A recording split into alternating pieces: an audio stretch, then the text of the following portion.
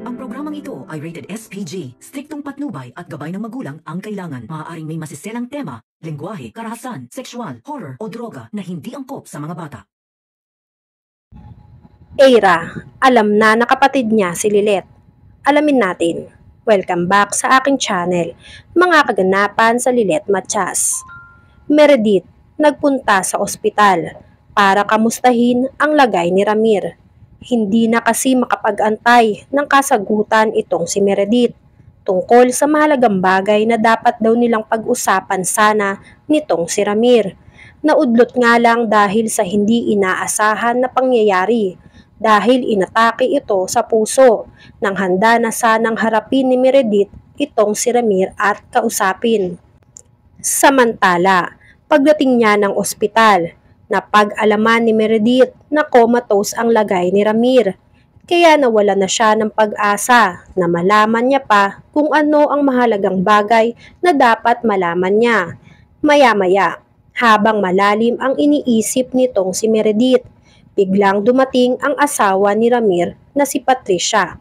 Tila kilalang kilala nga ni Patricia itong si Meredith dahil pagkakita niya pa lang nga dito ay inaway at pinagsabihan niya na agad ito na bakit ka nandito? Anong ginagawa mo dito?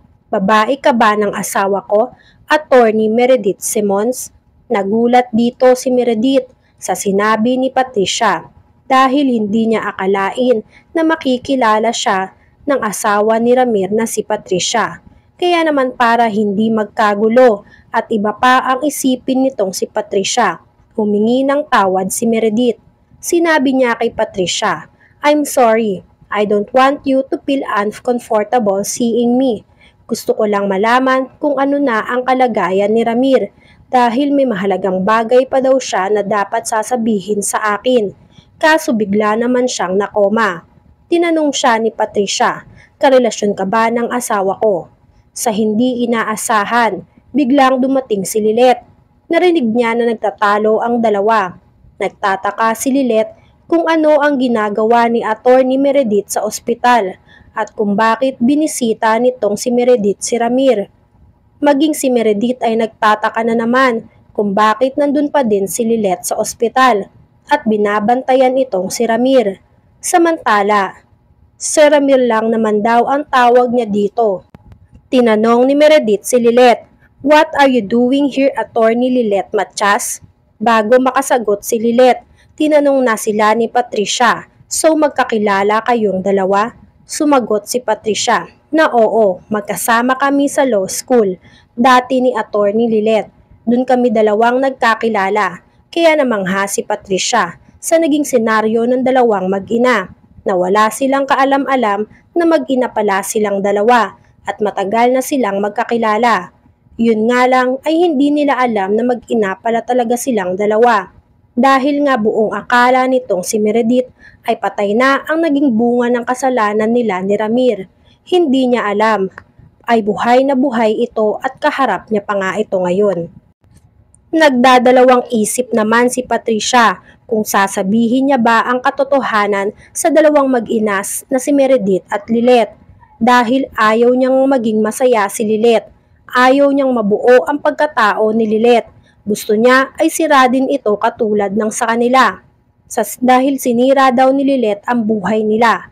Maya-maya nang malaman ni Patricia na magkakilala pala ang dalawa, sinabi niya sa dalawa, "Gusto niyo ba ng pasabog tungkol sa inyong dalawa? Tutal nandito naman na tayo, bakit hindi na natin ito tapusin? Gusto ko na matapos ang lahat para kapag naging okay na si Ramir ay hindi na siya magpupumilit pa na lumapit ulit sa Lilet na yan." Gulat na gulat pa din si Meredith kung ano ba ang pinagsasasabi nitong si Patricia. Akmang sasabihin na nga sana nitong si Patricia ang bilin sa kanya nitong si Ramir bago pa ito makomatose ay biglang nag-alarm sa kwarto nitong si Ramir. Nataranta lahat ng doktor, lahat sila ay pumunta sa kwarto kung nasaan si Ramir. Nag-cold blue na naman nga itong si Ramir dahil sa lumalalang komplikasyon nga niya sa puso. Hindi alam ni Patricia ang gagawin niya. Maging si Lilet nga ay natatakot na din kung bakit bigla na lang nag-alarm sa kwarto ni Ramir. Nakita nila na nire-revive na naman ang buhay ni Ramir. Maging si Meredith ay hindi makapaniwala sa nangyayari kay Ramir. Nakita niya si Lilet na umiiyak at hindi mapakali, kaya lalo siyang nahiwagahan kung bakit grabe kung mag-alala itong si Lilet kay Ramir. Isa pa nga ay iniiyakan pa niya ito. Hindi makatiis si Meredith, kinomfort niya si Lilet. Kahit hindi alam ni Meredith kung bakit gano'n na lang ang reaksyon ni Lilet sa nangyayari kay Ramir. Maya-maya, nakita naman nitong si Patricia si Lilet na umiiksena na naman nga daw dito kay Ramir, na akala mo nga daw ay siya ang makakapagpabuhay dito kay Ramir. Na bilib sa sarili na kapag kinausap niya si Ramir ay magiging okay ulit ito. Dagdag pa nga nito ni Patricia nang makita ni Patricia si Lilet at Meredith na magkasama. Ibinaling niya ang galit niya sa dalawa, na sinisisi nga nitong si Patricia si Meredith, lalong-lalo na nga itong si Lilet. Dahil kung hindi daw dahil dito kay Meredith o hindi nga dahil dito o hindi daw dahil nagpupumilit itong si Lilet na ipagsiksikan ang sarili niya sa pamilya nila, lalo na kay Ramir, ay wala sa kritikal na kondisyon si Ramir. Wala sanang nag-aagaw buhay ngayon. Bumaling naman ulit ang galit ni Patricia kay Meredith. Sinabi niya dito na kung hindi dahil sa'yo, maayos sana ang pagsasama namin. Ikaw ang punot dulo ng lahat. Ikaw, kayo, ang dapat sisihin kapag nawala nga itong si Ramir. Kayo ang may kasalanan ng lahat. Umalis kayo dito. Lumayas kayo dito. Hindi ko kayo kailangan dito. Mga sampid kayo. Lumayas kayo dito ngayon din. Inaya na nga nitong si Meredith si Lilet, pero ayaw magpapigil ni Lilet. Gusto niyang malaman kung ano pa ang mangyayaring susunod dito kay Ramir at kung makakaligtas ba ito sa bingit ng kamatayan. Dahil hindi daw niya mapapatawad ang sarili niya sa oras na mawala si Ramir. Dito na nga mas lalo pang nagtaka si Meredith. Maya-maya, dumating si Kurt. Nagulat naman si Kurt kung bakit nandoon itong si Meredith. Nagtataka siya kung bakit kasama niya nga itong si Lilet kahit ayaw nga ni Eira na palapitin itong si Meredith kay Lilet.